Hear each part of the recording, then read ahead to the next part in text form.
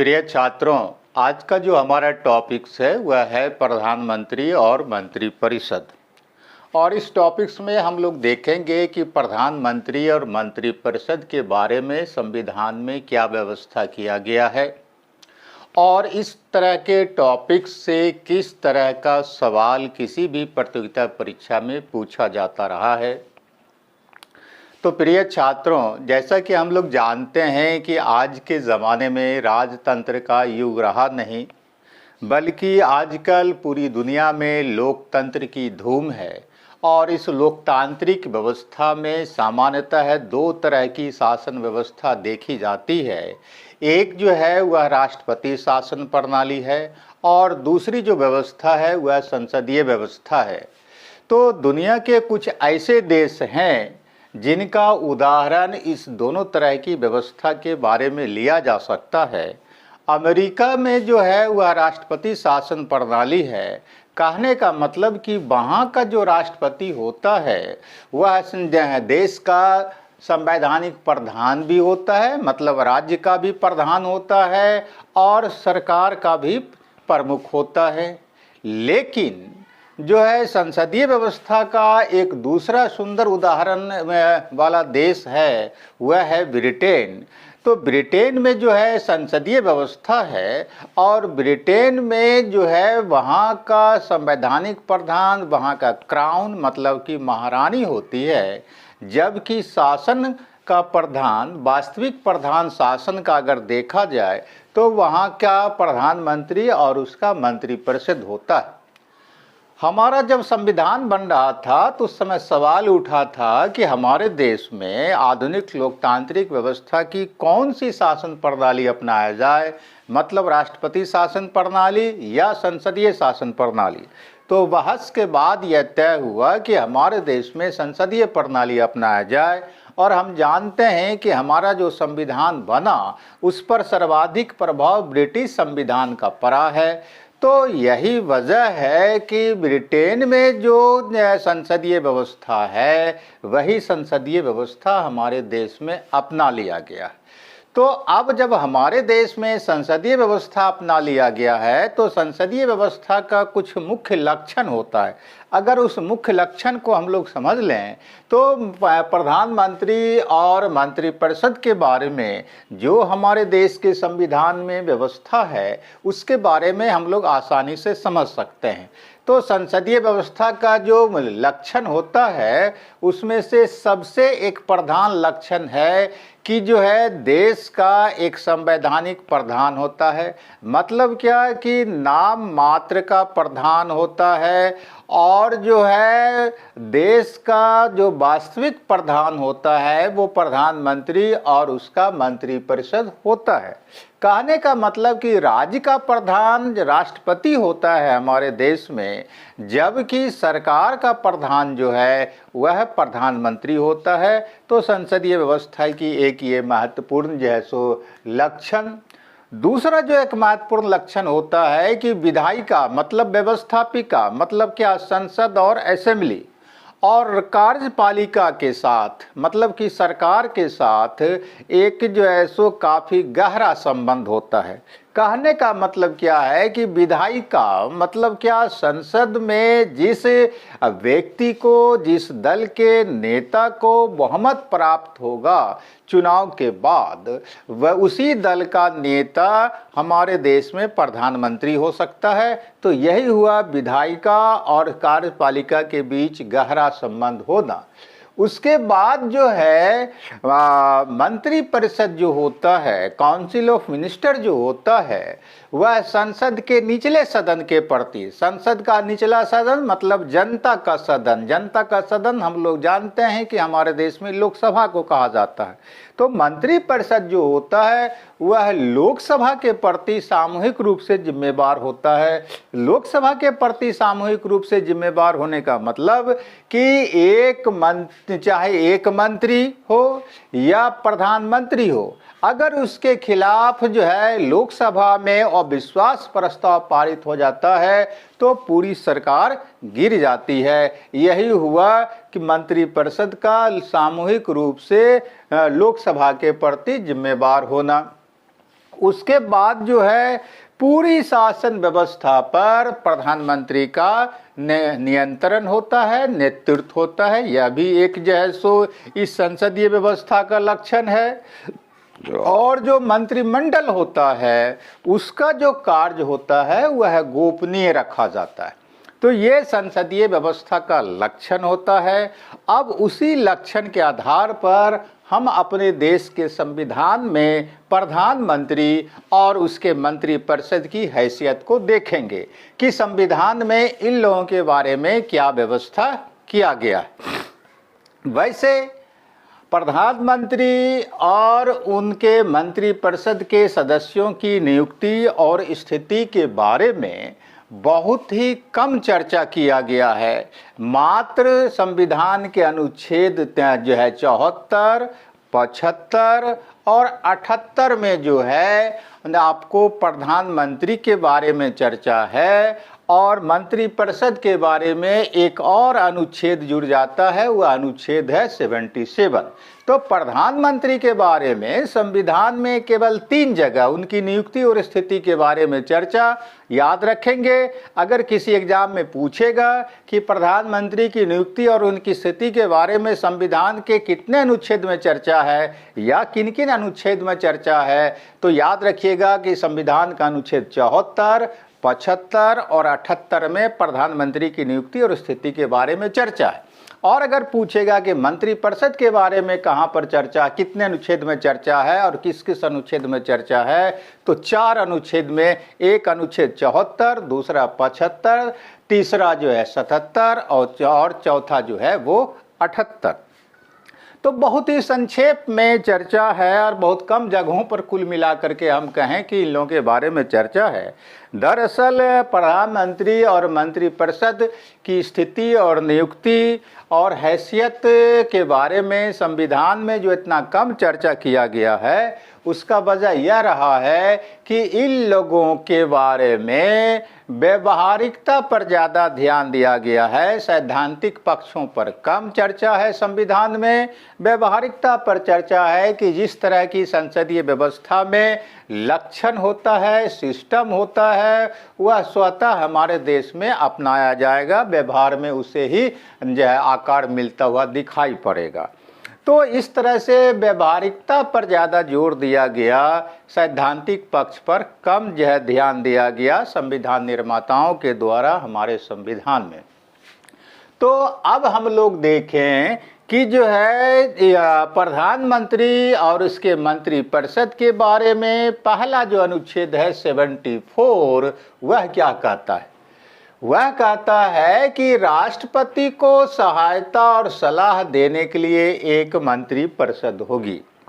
तो अनुच्छेद 52 में हम लोगों ने क्या देखा था, उसमें कहता है कि भारत का एक राष्ट्रपति होगा।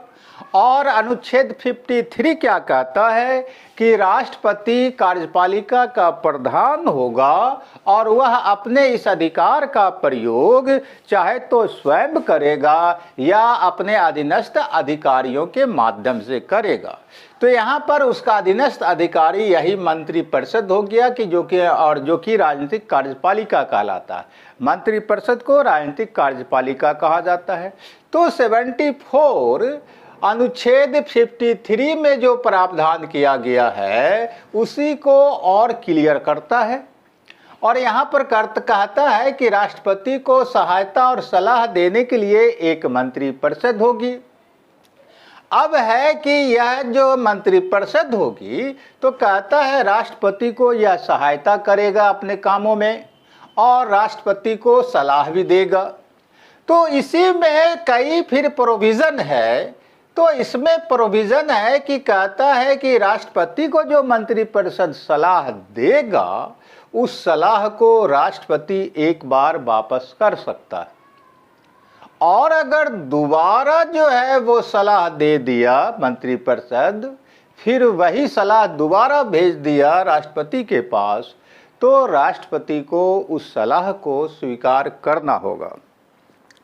दरअसल 1976 के पहले संविधान में यह स्पष्टीकरण नहीं किया गया था कि मंत्रिपरिषद जो सलाह देगी, क्या उस सलाह को मानने के लिए हमारा राष्ट्रपति बाध्य होगा कि नहीं होगा। एक बार उस सलाह को पुनर्विचार के लिए वापस मंत्रिपरिषद के पास वह भेज सकता है या दोबारा तिबारा भी भेज सकता है, या कुछ स्पष्ट नहीं था। तो 1976 में जो 42वां संविधान संशोधन हमारे देश में हुआ, उसमें श्रीमती इंदिरा गांधी के काल में यह व्यवस्था किया गया कि मंत्रिपरिषद जो सलाह देगी राष्ट्रपति को, उस सलाह को उसे मानना ही होगा। कहने का मतलब कि राष्ट्रपति को बिल्कुल बाध्य कर दिया गया था, या यह कहें कि बौना कर दिया गया था मंत्रिपरिषद के समक्ष कि भाई मंत्रिपरिषद जो आपको सलाह देगी उसे आपको बिना नानुकुर एक्सेप्ट कर लेना होगा। लेकिन हम जानते हैं कि 1977 में केंद्र में सरकार बदल गई और जनता पार्टी की सरकार बनी, जिसके प्रधानमंत्री मोरारजी देसाई बने। तो उनके काल में फिर संविधान में 44वां संविधान संशोधन हुआ 1978 में, जिसमें यह व्यवस्था किया गया कि मंत्रिपरिषद जो सलाह देगी राष्ट्रपति को, तो अगर राष्ट्रपति उस सलाह से सहमत नहीं है तो राष्ट्रपति एक बार उस सलाह पर विचार विमर्श करने के लिए वापस मंत्रिपरिषद के पास लौटा देगा। लेकिन अगर मंत्रिपरिषद उस सलाह को दोबारा फिर राष्ट्रपति के पास भेज दिया स्वीकार करने के लिए, तो राष्ट्रपति को उस सलाह को स्वीकार करना ही होगा। यहाँ पर कोई नानुकर वो नहीं कर सकते हैं। इसलिए हमने यहाँ पर लिख दिया कि 44वां संविधान संशोधन 1978 में यह व्यवस्था किया गया। अब आता है इसमें अगला पॉइंट कि मंत्रिपरिषद ने राष्ट्रपति को क्या सलाह दिया, या सलाह दिया या नहीं दिया, इस संबंध में न्यायालय में कोई जांच नहीं हो सकता है। मतलब क्या है कि मंत्रिपरिषद राष्ट्रपति को क्या सलाह दिया कोई सलाह या नहीं दिया, इस मुद्दे पर हम कोर्ट में जाकर के केस नहीं कर सकते हैं। और कोर्ट जो है मंत्रिपरिषद और प्रधानमंत्री से नहीं पूछ सकता है कि भाई बताओ तुमने राष्ट्रपति को क्या सलाह दिया किसी मुद्दे पर, और दिया कि नहीं दिया ये बताओ, ये नहीं हो सकता है। मतलब क्या कि सलाह का जो मामला है वह मंत्रिपरिषद और प्रधानमंत्री प्लस जो है राष्ट्रपति के बीच का मामला है। वही दोनों जानेगा कि सलाह उसको मिला या नहीं मिला, या मिला तो क्या मिला। तो राष्ट्रपति और मंत्रिपरिषद के बीच का आपसी मामला है सलाह देना। अब हम जो है आगे की बात करें, इसी अनुच्छेद 74 में कहता है कि भाई मंत्रिपरिषद जो होगी, मतलब मंत्रियों की संख्या जो होगी केंद्र की सरकार में, वह कितनी होगी। तो मंत्रिपरिषद का आकार कितना होगा, मतलब मंत्रिपरिषद में कुल कितने मंत्री होंगे केंद्र की सरकार में। तो पहले यह व्यवस्था हमारे संविधान में नहीं था कि भाई कितना मेंबर होना चाहिए केंद्र सरकार की मंत्रिपरिषद में। लेकिन होता क्या है कि वर्ष 2003 में संविधान में 91 जो है संविधान संशोधन होता है। ये 91 संविधान संशोधन 2003 होता है, और उसमें यह व्यवस्था किया जाता है कि भाई निचले सदन की जो कुल सदस्य संख्या है, निचला सदन मतलब क्या, जनता का सदन। और जनता का सदन किसको कहा जाता है, लोकसभा को। तो कहा गया इस 91 संविधान संशोधन में कि भाई लोकसभा की जो कुल सदस्य संख्या होती है, उस कुल सदस्य संख्या का 15% हिस्सा ही केंद्र की मंत्रिपरिषद में मंत्री हो सकता है। मतलब केंद्रीय मंत्रिपरिषद का आकार कुल सदस्य संख्या जो है लोकसभा की कुल सदस्य संख्या का 15% ही होगा। लेकिन उसी के साथ यह व्यवस्था किया गया कि निचला सदन मतलब केंद्र के स्तर पर कहें तो लोकसभा, और राज्य के स्तर पर कहें तो विधानसभा। तो हुआ कि भाई केंद्र में तो ठीक है, आपको जो है लोकसभा की कुल सदस्य संख्या का 15% मंत्री बनेगा ज़्यादा से ज़्यादा, और जो है जो बड़े राज्य हैं वहाँ भी जो है उस विधानसभा की कुल सदस्य संख्या का 15% मंत्री बनेगा, तो कोई दिक्कत नहीं है। लेकिन हमारे देश में कुछ ऐसे राज्य हैं, खास करके पूर्वोत्तर भारत के राज्य जैसे कि सिक्किम, मिजोरम, मणिपुर वगैरह, तो जहाँ की सदस्य संख्या बेहद कम होती है, कहीं 32 है तो कहीं 40 है एमएलए की संख्या। तो भाई वहाँ का 15% अगर देखा जाए मंत्री बनाने की बात हो तो मात्र 2 से 3 ही मंत्री बनेंगे, तो काम कैसे वहाँ की सरकार का चलेगा। तो इसी 91वां संविधान संशोधन में छोटे राज्यों के लिए भी व्यवस्था किया गया और कहा गया कि भाई जो बहुत ही छोटे राज्य हैं, खास करके जो पूर्वोत्तर भारत के कुछ राज्य हैं, वहाँ मंत्रियों, वहाँ जो है एमएलए की कुल सदस्य संख्या विधानसभा में जितनी भी हो उससे मतलब नहीं है, लेकिन अधिक से अधिक वहाँ अगर मंत्रिपरिषद की संख्या, मंत्रिपरिषद का आकार हो सकता है, मतलब मंत्रिपरिषद में कुल कितने मंत्री हो सकते हैं, तो उसके लिए तय किया गया कि भाई 12 मंत्री हो सकता है। तो मतलब क्या है कि अगर राज्य के आधार पर देखें तो कम से कम किसी भी राज्य में 12 मंत्री हो सकता है, और संसद के आधार पर, केंद्र के आधार पर देखें तो अधिक से अधिक 15% केंद्र में मंत्री हो सकता है। यह 51वां, यह 91 संविधान संशोधन 2003 में व्यवस्था किया गया। अब हम लोग आते हैं अनुच्छेद 75 क्या कहता है, 75, अनुच्छेद संख्या 75 क्या कहता है। यह कहता है कि मंत्रियों के बारे में अन्य उपबंध, तो जो मंत्रिपरिषद में मंत्री लोग होते हैं उसके बारे में और क्या प्रावधान है संविधान में, उसकी चर्चा अनुच्छेद 75 में किया गया। तो इसमें पहला पॉइंट क्या कहता है कि भाई प्रधानमंत्री की नियुक्ति जो होगी वह कौन करेगा। तो कहता है कि केंद्र की सरकार में, मतलब केंद्रीय मंत्रिपरिषद में जो प्रधानमंत्री होगा उसकी नियुक्ति राष्ट्रपति करेगा। लेकिन यह नहीं कहता है हमारा यह अनुच्छेद कि यह प्रधानमंत्री जो बनेगा वह कौन व्यक्ति होगा, उसकी लोकसभा में क्या हैसियत होगी, या नहीं कहता है। यहाँ पर हमारा संविधान बिल्कुल चुप है। कहने का मतलब क्या कि हमारा संविधान यहाँ पर परंपरा पर अविश्वास ज़्यादा किया है, ट्रेडिशन पर ज़्यादा विश्वास किया है, व्यवहारिकता पर ज़्यादा विश्वास किया है कि संसदीय व्यवस्था में जो प्रधानमंत्री होता है वह लोकसभा में बहुमत प्राप्त दल का नेता होता है या गठबंधन का नेता होता है। कहने का मतलब कि चुनाव के बाद लोकसभा में जिस पार्टी को बहुमत प्राप्त होगा और वह पार्टी जिसको अपना नेता घोषित करेगा, मान लिया जाएगा कि इसी व्यक्ति को लोकसभा में बहुमत प्राप्त है, और तब उसी व्यक्ति को राष्ट्रपति प्रधानमंत्री पद पर नियुक्त कर देगा। ये जो है सो कहता। इसीलिए देखते हैं हम लोग कि जब हमारे देश में 89 से लेकर के आगे गठबंधन की सरकार का दौर चला तो किसी एक दल विशेष को बहुमत नहीं मिलता रहा। खास करके जो है मोदी जी के आने के पहले तक की यह स्थिति रही। तो उस समय राष्ट्रपति के समक्ष यह सवाल पैदा हो जाता था कि भाई किस व्यक्ति को हम प्रधानमंत्री पद पर नियुक्त करें। तो वहाँ पर राष्ट्रपति को अपने स्वविवेक से फैसला लेना पड़ता था कि अगर हम किसी को प्रधानमंत्री बना देते हैं तो क्या हुआ है, आगे चल करके लोकसभा में बहुमत प्राप्त कर पाएगा या नहीं कर पाएगा।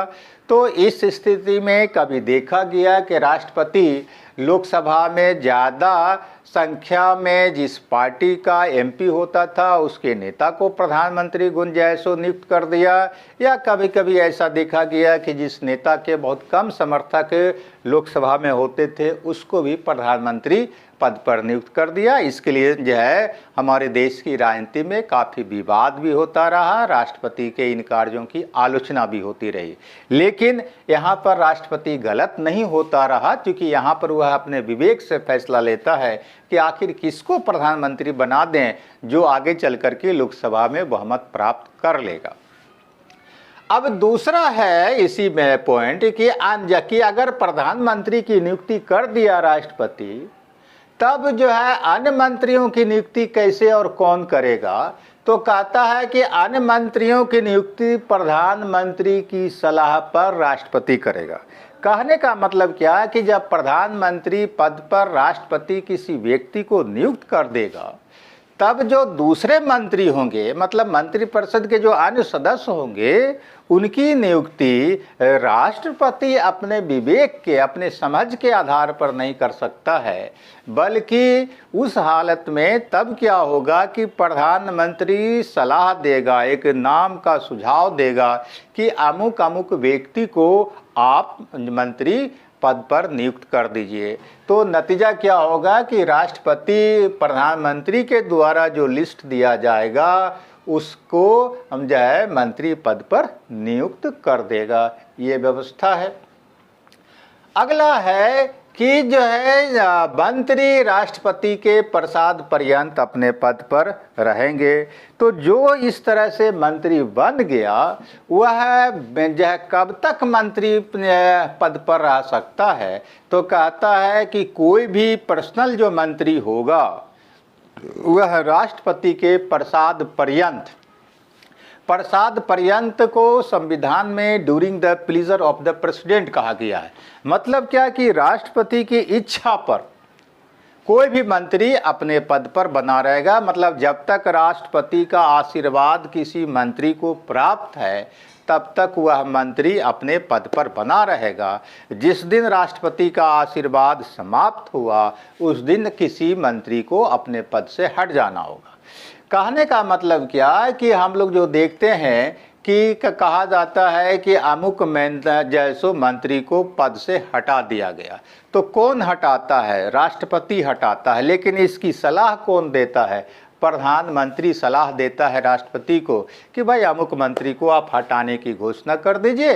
राष्ट्रपति घोषणा कर देता है, चलो भाई तुम मंत्री अपने पद से हट जाओ। तो यही हुआ राष्ट्रपति के प्रसाद पर्यंत अपने पद पर बने रहने का, कि व्यक्तिगत रूप से कोई मंत्री राष्ट्रपति की इच्छा के अनुसार ही अपने पद पर रह सकता है। लेकिन अगला प्रावधान है कि मंत्रिपरिषद सामूहिक रूप से लोकसभा के प्रति उत्तरदायी होगा। तो मंत्रिपरिषद सामूहिक रूप से लोकसभा के प्रति उत्तरदायी होगा, ये हम जो है संसदीय व्यवस्था का एक लक्षण के रूप में देख चुके हैं कि जो मंत्रिपरिषद होता है वह जिम्मेवार किसके प्रति होता है? लोकसभा के प्रति, क्योंकि लोकसभा का ही बहुमत प्राप्त कर सरकार बनती है। तो लोकसभा के प्रति सामूहिक रूप में पूरे ग्रुप में उत्तरदायी जिम्मेवार होने का क्या मतलब कि लोकसभा अगर किसी एक मंत्री के खिलाफ या प्रधानमंत्री के खिलाफ भी अविश्वास प्रस्ताव पारित कर देता है कि भैया हमारा अब आप पर कोई विश्वास नहीं है, तो उस हालत में पूरी सरकार गिर जाएगी। मतलब एक मंत्री नहीं हटेगा। अगर एक मंत्री के खिलाफ अविश्वास प्रस्ताव पारित कर दे लोकसभा तो केवल वो मंत्री नहीं हटेगा, और प्रधानमंत्री के खिलाफ लोकसभा अविश्वास प्रस्ताव पारित कर दे तो केवल प्रधानमंत्री अपने पद से नहीं हटेगा, बल्कि पूरी सरकार को हट जाना होगा, पूरी सरकार गिर जाएगी। तो यही हुआ सामूहिक रूप से जिम्मेवार होने का मतलब लोकसभा के प्रति। उसके बाद अगला प्रोविजन है कि किसी मंत्री का 6 महीने तक एमपी नहीं रहने पर क्या हो सकता है। इसका क्या मतलब हुआ कि इसका मतलब हुआ है कि कोई भी व्यक्ति जैसो वैसा व्यक्ति भी मंत्री हो सकता है या प्रधानमंत्री हो सकता है जो संसद के किसी भी सदन का सदस्य नहीं है। मतलब क्या कि न तो वो लोकसभा का सदस्य है और न ही राज्यसभा का सदस्य है। मतलब क्या कि लोकसभा का भी सदस्य मंत्री बन सकता है और राज्यसभा का भी सदस्य मंत्री बन सकता है।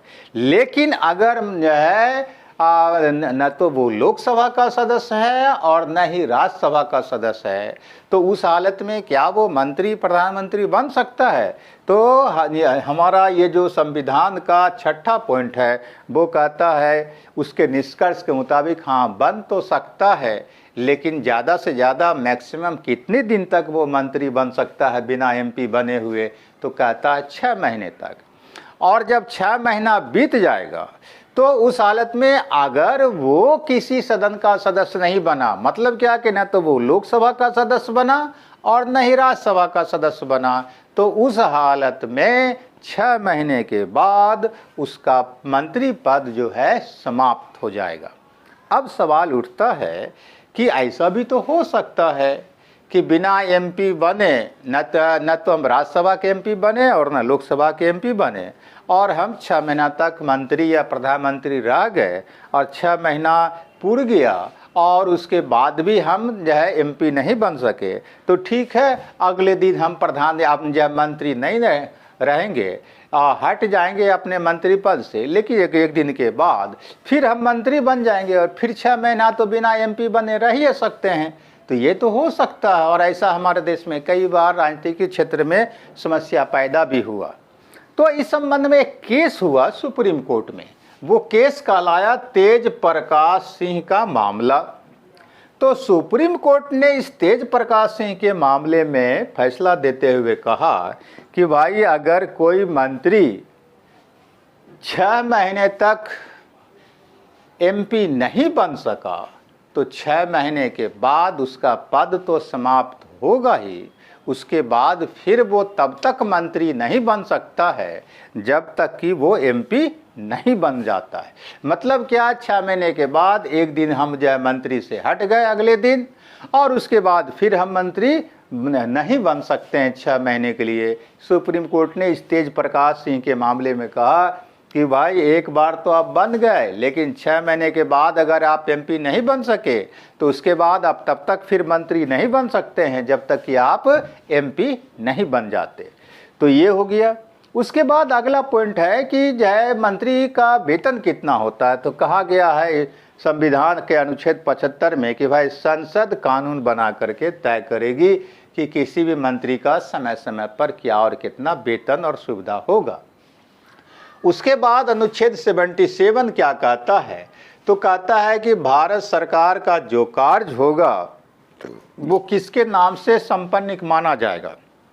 ऐसे शासन का प्रधान तो वास्तविक रूप में प्रधानमंत्री है और उसका मंत्रिपरिषद है, वही शासन का संचालन करता है। राष्ट्रपति तो केवल एक नाम मात्र का कार्यपालिका प्रधान है, वास्तविक प्रधान तो प्रधानमंत्री और उसका मंत्रिपरिषद है। तो अब सवाल है कि प्रधानमंत्री और मंत्रिपरिषद जो शासन संचालन करेगा, कार्यपालिका शक्ति का उपयोग करेगा, तो वह किसके नाम से उपयोग करेगा? तो अनुच्छेद 77 कहता है कि यह काम जो है सो राष्ट्रपति के नाम से किया जाएगा। तो फैसला लेगा प्रधानमंत्री और उसका मंत्रिपरिषद, लेकिन वो फैसला किसके नाम से माना जाएगा? राष्ट्रपति के नाम से माना जाएगा। ऐसा इसलिए कि वह राज्य का प्रधान है और संवैधानिक रूप से प्रधान है। लेकिन फिर आगे इसी में कहता है, लेकिन राष्ट्रपति को इस फैसले के लिए जिम्मेवार नहीं ठहराया जाएगा, क्योंकि व्यवहारिक रूप में तो ये फैसला लिया है प्रधानमंत्री और उसका मंत्रिपरिषद, वो जिम्मेवार होगा। राष्ट्रपति के नाम से तो वो काम माना जाएगा, लेकिन राष्ट्रपति इसके लिए जिम्मेवार नहीं होगा। ये आर्टिकल 77 कहता है। और फिर अगला पॉइंट है इसी 77 में कि भाई राष्ट्रपति जो है सरकार का काम बेहतर ढंग से हो सके, इसके लिए मंत्रियों का जो काम होता है उसके बंटवारे के लिए नियम बनाएगा। विभागों का बंटवारा मंत्रियों के बीच तो प्रधानमंत्री करता है, लेकिन हर मंत्री बेहतर ढंग से काम कर सके, इसके तो इन कामों के कार्यों का बंटवारा के लिए नियम कौन बनाएगा? राष्ट्रपति। तो नियम बनाएगा राष्ट्रपति, विभाग बांटेगा प्रधानमंत्री, याद रखिएगा। उसके बाद अनुच्छेद 78 है। अनुच्छेद 78 जो है राष्ट्रपति को जानकारी देने के मामले में प्रधानमंत्री का जो है सो कर्तव्य बताया गया है। तो कर्तव्य जो बताया गया है वह 3 कर्तव्य बताया गया है। चूंकि राष्ट्र केंद्रीय जो मंत्रिपरिषद है उसका प्रधान कौन होता है? प्रधानमंत्री होता है। तो मंत्रिपरिषद का प्रधान सेवानुच्छेद 74 के अनुसार प्रधानमंत्री होता है। तो अब है कि प्रधानमंत्री का क्या कर्तव्य है राष्ट्रपति को जानकारी देने के मामले में? तो 3 कर्तव्य बताया गया है प्रधानमंत्री का राष्ट्रपति को जानकारी देने के मामले में।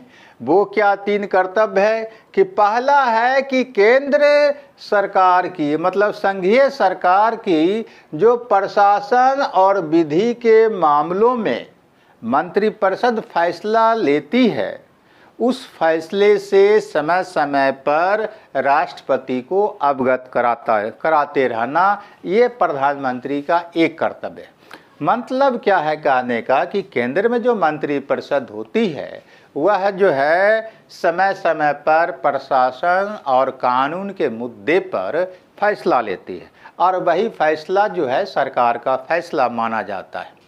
तो कहता है कि इस फैसले से प्रधानमंत्री क्या करेगा कि उसकी मंत्रिपरिषद ने क्या फैसला लिया है शासन, प्रशासन और कानून के मुद्दे पर, तो समय समय पर इसकी जानकारी प्रधानमंत्री जाकर के राष्ट्रपति को देगा। एक ये पहला कर्तव्य। दूसरा जो है सो कर्तव्य है कि केंद्रीय मंत्रिपरिषद ने जो फैसला लिया है प्रशासन या विधि कानून के मामले पर, अगर उस फैसले की जानकारी प्रधानमंत्री जाकर के राष्ट्रपति को नहीं दिया है तो उस जानकारी से राष्ट्रपति कैसे अवगत होगा?